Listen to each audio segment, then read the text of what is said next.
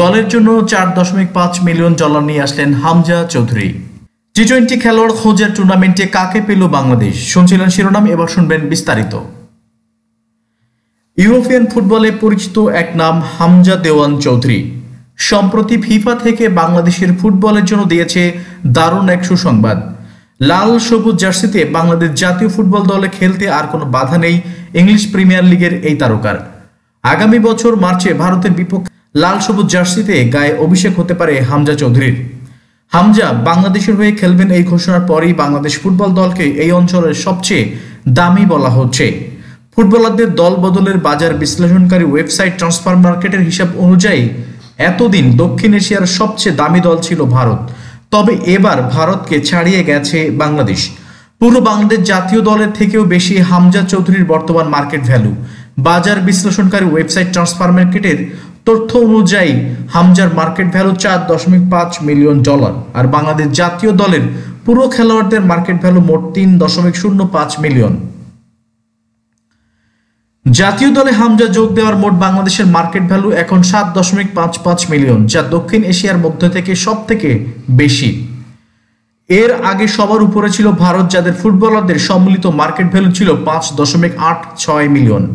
এরপর রয়েছে নেপাল, শ্রীলঙ্কা, মালদ্বীপ ও পাকিস্তান। হামজা চৌধুরীর পর বর্তমানে বাংলাদেশ জাতীয় দলের সবচেয়ে দামি খেলোয়াড় ঈসা ফয়সাল ও রাকিব হোসেন। ট্রান্সফার মার্কেটে তাদের মূল্য বিবেচনা করেছে $2.5 লাখ। $2 লাখ টাকা বাজার মূল্য ধরা হয়েছে মিডফিল্ডার সোহেল রানার। $1,75,000 মূল্য ধরা হয়েছে রহমত মিয়া, আনিসুল্লাহ রহমান জিকো এবং মোহাম্মদ জিদয়ের। শেখ মুরসালিনের বাজার মূল্য $1,50,000।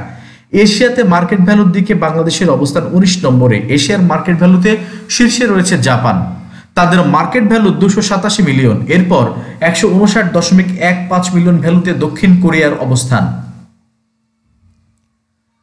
ফুটবলারদের দল বদলের বাজার বিশ্লেষণকারী ওয়েবসাইট ট্রান্সফার মার্কেটের হিসাব অনুযায়ী এতদিন দক্ষিণ এশিয়ার সবচেয়ে দামি দল ছিল ভারত, তবে এবার ভারতকে ছাড়িয়ে গেছে বাংলাদেশ। আর এটা সম্ভব হয়েছে ইংলিশ প্রিমিয়ার লিগে খেলা বাংলাদেশি বংশোদ্ভূত হামজা চৌধুরীর লাল সবুজের জার্সি পরে খেলার ছাড়পত্র পাওয়ায়।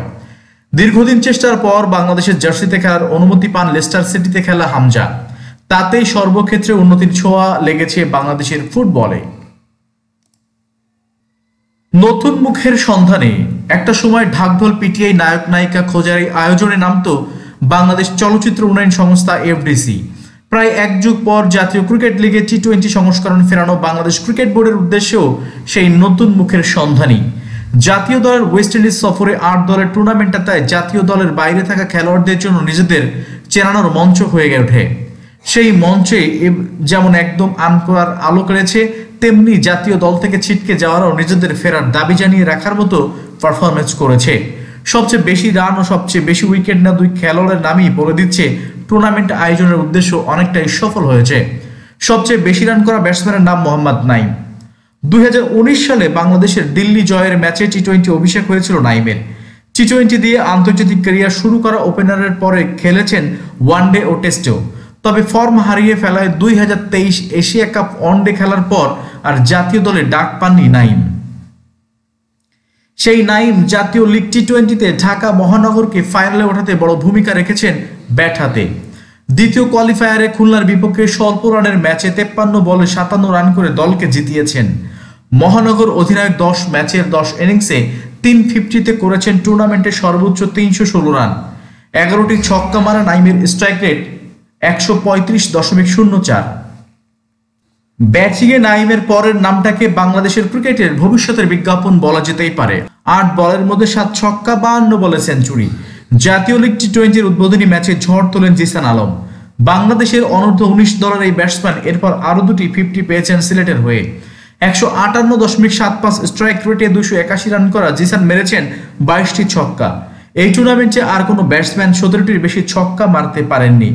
দ্বিতীয় সর্বোচ্চ 17 ছক্কা মারা হাবিবুর রহমানও মোট রানের হিসাবে আছেন শীর্ষ 5-এ। বিপিএল এ হার্ড হিটিং ব্যাটসম্যানের নাম কেনা হাবিবুর রাজশাহীর হয়ে ম্যাচে 160.86 স্ট্রাইক রেটে করেছেন 259 রান।